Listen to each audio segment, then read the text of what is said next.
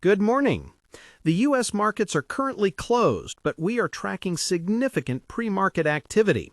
As of Friday, October 31, 2025, at the 4 p.m. ET close, Beyond Meat, trading under the ticker BYND, finished the session at $1.655 per share.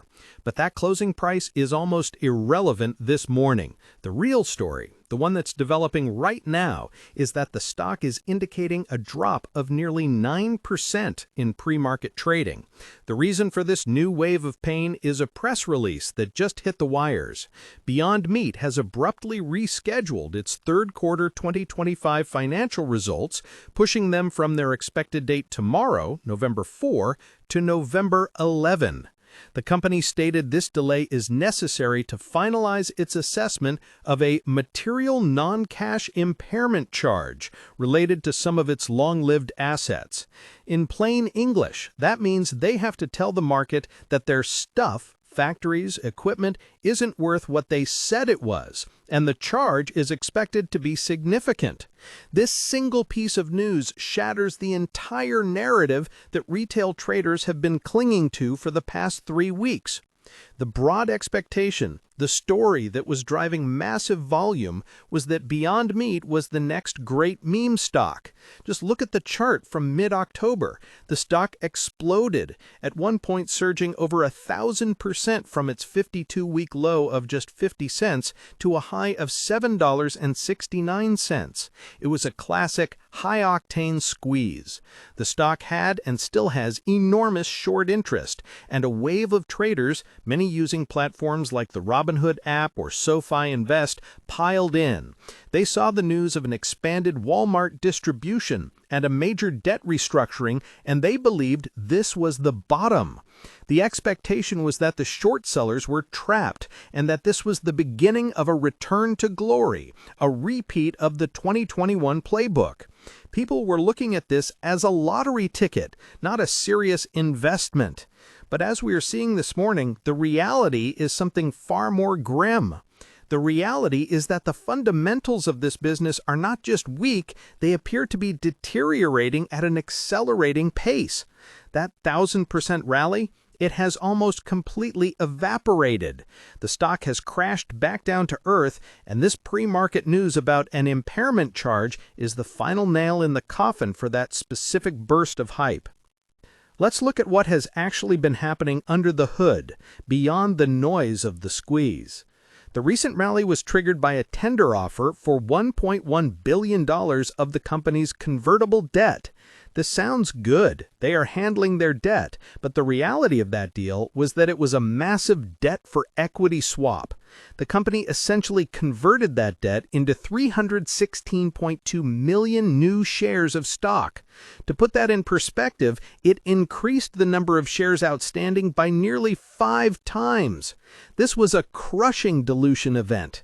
It absolutely flooded the market with new shares, effectively transferring the value from existing shareholders to the debt holders. While this move did remove the immediate looming threat of bankruptcy from the $1.1 billion due in 2027, it came at the expense of everyone who owned the common stock. This wasn't a signal of strength, it was an act of desperation. It's the kind of complex financial maneuver that a professional using interactive brokers might understand, but it's a trap for many self-investing retail traders who just see a stock chart moving upward. This isn't like the steady long-term growth story of Apple stock or the sector-defining power of Nvidia stock. This is a company in survival mode. Now let's talk about the actual business operations, because that's what this new earnings delay is all about. The company is telling us right before they were supposed to report earnings that they need more time to figure out how much their assets are really worth.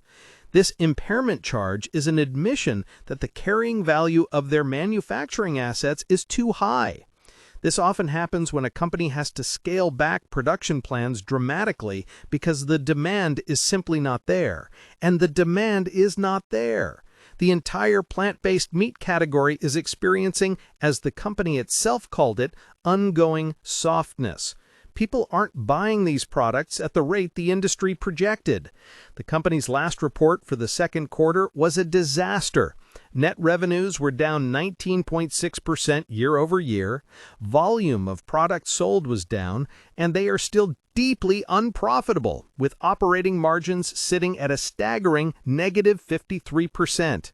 They are spending far, far more to run the business than they are bringing in through sales.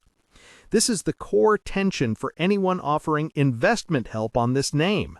The expectation is a high-growth tech company changing the world. The reality is a consumer packaged goods company in a niche, shrinking category, burning cash with no end in sight. The analyst community, the people who spend their days building models on Fidelity trading platform screens, are overwhelmingly negative. Mizuho reiterated its underperform rating with a $1.50 price target. TD Cowen is even more bearish with a target of 80 cents. These aren't just slight downgrades, these are signals from major firms that they believe the equity is fundamentally worth less than its trading price even after the recent crash. The consensus rating is a sell.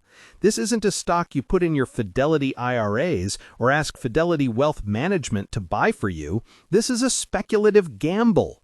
Many people are using SoFi active investing tools to trade it, but trading is not the same as investing. Online investing has made it easy to buy stocks, but it hasn't made it easy to pick the right ones.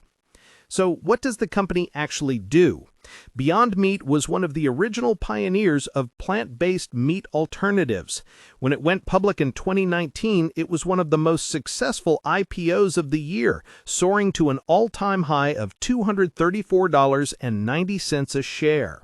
The promise was that its products, burgers, sausages, and ground beef made from pea protein and other plant-derived ingredients, would capture a significant portion of the global meat industry. They secured high-profile partnerships with fast food chains and achieved wide distribution in grocery stores. The expectation was set. This company would disrupt a multi-trillion-dollar market. Fast forward to today, and that $234 stock is trading at $1.65. The disruption stalled. Competition flooded the market, not just from its direct competitor Impossible Foods, but from legacy players like Tyson and Hormel, who launched their own cheaper versions. And it turned out that a large portion of consumers who tried the products were not repeat buyers, citing issues with taste, texture, and most importantly, price. In an inflationary environment, a premium-priced burger patty is a hard sell. The company knows it's in trouble. Back in August, they announced they were accelerating their transformation activities.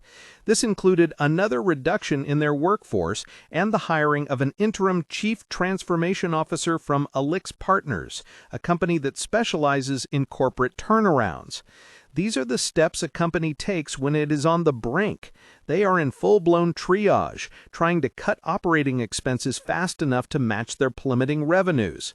This isn't a growth story anymore, it's a survival story. The recent meme stock rally was a complete distraction from this underlying reality. It was a financial anomaly driven by market mechanics, not business fundamentals. This is a classic example of what happens when a stock becomes a narrative, disconnected from the numbers. This is why a diversified approach, perhaps through Fidelity ETFs or Schwab Intelligent Portfolios, is so critical for most people.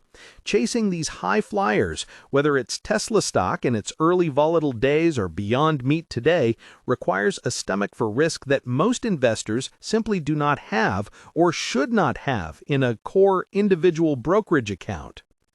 This brings us to the future outlook, which is now dominated by this new impairment charge. What are the possible scenarios? The bull case, the one the Robinhood stock trading crowd was betting on, is that the cost cuts work, the Walmart deal miraculously boosts volumes, and the short squeeze reignites. This seems incredibly unlikely. The reality-based scenario is far darker. The impairment charge will wipe out a significant chunk of asset value from the balance sheet.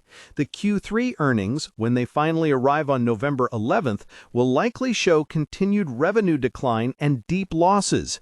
The company's Altman Z-score, a metric used to predict bankruptcy, has been in the distress zone. The massive dilution from the debt swap has bought them time, but it didn't fix the core problem. People aren't buying enough of their product. This is why checking the news on the Fidelity mobile app before the market opens is so critical. The pre-market drop is the market absorbing this new negative reality. Based on this, I have to ask, comment below if you believe this earnings delay is a final warning or if you're still holding shares from the recent rally. In summary, the story of Beyond Meat in the last month is a perfect case study in expectation versus reality.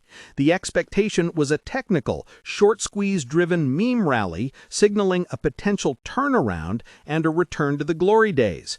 The reality, confirmed this morning, is that the company is fundamentally struggling to the point where it has to delay its earnings report to write down the value of its own assets.